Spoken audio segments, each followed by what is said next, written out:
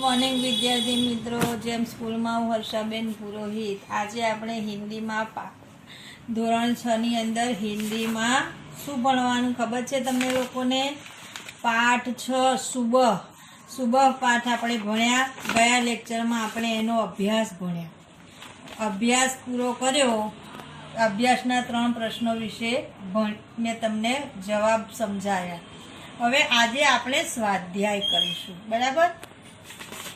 स्वाध्याय में प्रश्न नंबर 1, प्रश्नों के उत्तर दीजिए। 1, सुबह से घर के सभी लोग सफाई क्यों कर रहे थे? तो एनो जवाब छे, આપણે પાઠમાં જોયું કે દિવાળીના દિવસો આવતા હતા એટલે ઘરના બધા માણસો પોતપોતાના કામમાં લાગી ગયા હતા અને ઘર સાફ થતું હતું।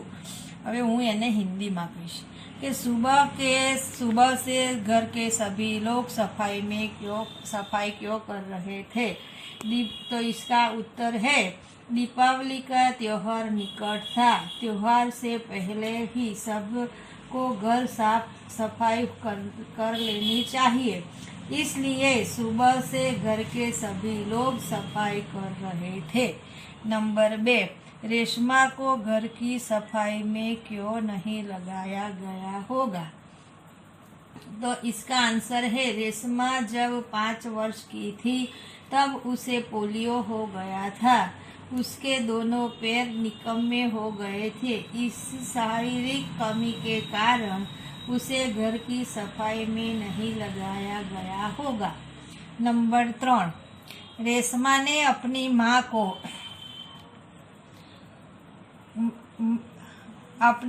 अपनी माँ के काम में किसी तरह मदद की?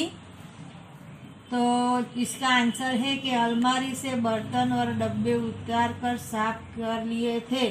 रेशमा ने डिब्बों को लेबल लगाया, फिर वह एक बर्तन और डिब्बा माँ को देती गई और उन्हें माँ ने व्यवस्थित ढंग से रखती गई। इस प्रकार वह ने रेशमा को बाजार क्यों भेजा? तो इसका आंसर है कि माँ को लड्डू बनाने के लिए कुछ जरूरी सामान चाहिए था। पति दफ्तर चले गए, बेटा गोलू अभी बहुत छोटा था, दादा और दादी बहुत बुजुर्ग थे। माँ को परेशान देखकर रेशमा ने माँ से कहा कि माँ, आप मुझे सामान की सूची और थैली दे दो, सामान मैं ले आऊंगी। रेशमा की आवाज में दृढ़ता थी। वह पहले ही एक बार सामान ला चुकी थी, इसलिए माँ ने रेशमा को बाजार भेजा। नंबर 5, रेशमा ने गोलू को धक्का क्यों मारा? तो इसका आंसर है कि गोलू ने एक पटाखे को बुझा हुआ समझकर छोड़ दिया। कुछ देर बाद उसमें चिंगारियां निकलने लगी। गोलू की पीठ पटाखे की तरफ थी। रेशमा ने यह देख लिया और चिल्लाकर गोलू को हट जाने के लिए कहा, पर शोर से कारण उसे सुनाई नहीं दिया। रेशमा जल्दी अपनी कुर्सी को धकेलती हुई गोलू के पास पहुंची और उसे जोर से धक्का मारकर खुद आगे निकल गई। उसी समय फटाका जोर से फूटा। इस प्रकार गोलू को फटाके से बचाने के लिए रेशमा ने उसे धक्का मारा। प्रश्न नंबर 2, रेशमा की जिंदादिली विषय पर संक्षेप में लिखिए। तो उसका आंसर भी मैं कहती हूँ आपको, आप ध्यान से सुनिए कि उसका आंसर है कि पोलियो के कारण रेशमा के पैर निकम्मे हो गए थे, लेकिन यह शारीरिक कमी का उस पर कोई कम असर नहीं हुआ। वह अपने सारे काम स्वयं करती थी। वह अपने काम के लिए किसी पर निर्भर नहीं रहती थी। घर के कामों में भी वह पूरी लगन से माँ के हाथ बटाती थी। अपनी पहिएदार कुर्सी पर बैठकर रेशमा बाजार सामान लेने भी जाती थी। सचमुच रेशमा एक जिंदा दिल लड़की थी। હવે પ્રશ્ન નંબર 3 કે નીચે दी गई घटनाओं को कहानी पर क्रम में लिखिए। અહીંયા આપણને વિદ્યાર્થી મિત્રો આ 6 પ્રશ્નોના આપેલા છે, આ 6 વાક્યો આપેલા છે। તમારે પહેલા તમારી પાકી નોટમાં 6 વાક્ય એવી રીતે લખી દેવાના। આ 6 વાક્યો એમને એમ પહેલા લખી દેવાના, પછી નીચે જવાબ, उसका उत्तर લખી અને પછી એના જે આપણી છે ને કે ક્રમમાં ગોઠવો એને ફરી લખવાનું। ક્રમમાં ગોઠવવા માટે 6 વાક્યોને પહેલાં આવી રીતે લખી દેવાના, પછી એનો જે જવાબ આવતો હોય એ લખવાનું। હવે હું આ 6 વાક્ય તમે આવી રીતે લખી દીધા, સમજો બરાબર। હવે હું એને જે ક્રમ આવે છે એ મેં જો અહીંયા તમારે વિડીયોમાં તમને દેખાશે, મેં અહીંયા નંબર માર્યા છે, એ નંબર પ્રમાણે હું વાક્ય બોલીશ।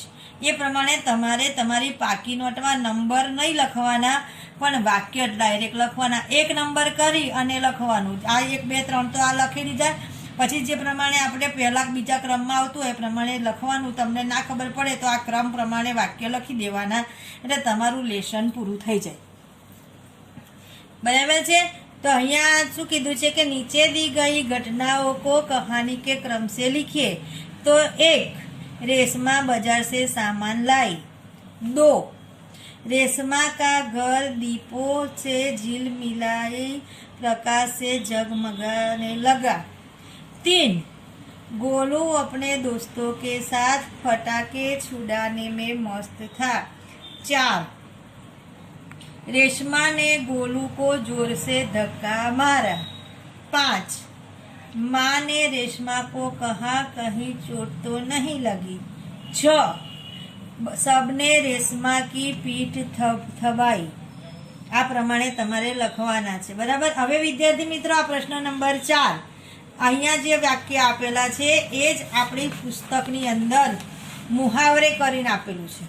તમે આ શબ્દાર્થ ને આ મુહાવરો 2 લખ્યા એટલે તમારે આ પ્રશ્ન લખવાનો નહીં, પણ આ લખવાનું અને આ લખવાનું, આ 2 તમારે શરૂઆતમાં લખી દેવાનું, એટલે આ નહીં લખવાનું। હવે આગળ પ્રશ્ન નંબર કયો આયા 5, उदाहरण के अनुसार शब्द का उपयोग करके वाक्य लिखिए। की तो अहिया की न आपने 2 आपी छे, इसलिए, ताकि, क्योंकि, जबकि, और, मैं और मैं। जो एना विद्यार्थी मित्रों एना वाक्य पण अहींया मारी जोड़े पुस्तक छे एमां आपेला छे, हूँ तमने पुस्तकमांथी वाक्य बतावुं ए प्रमाणे तमारे लखवाना रहेशे, बराबर।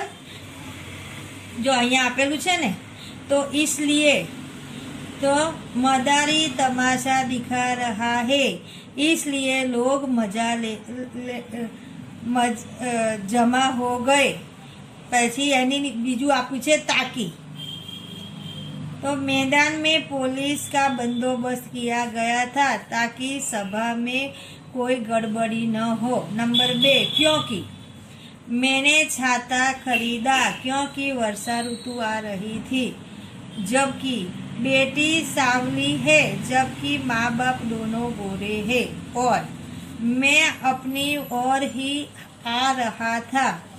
और भाई और बहन, अहींया 2 और से जुओ, एक और नी अंदर एक ज मात्र छे ने एक और नी अंदर 2 मात्र छे। और अहींया शुं मैं आपकी ओर एटले हूँ तमारी सामे आवी रह्यो छुं, अने अहींया भाई और बहन एटले भाई अने बहन, अहींया और एटले सामे अने आ और एटले बन्ने, भाई अने एवुं थाय।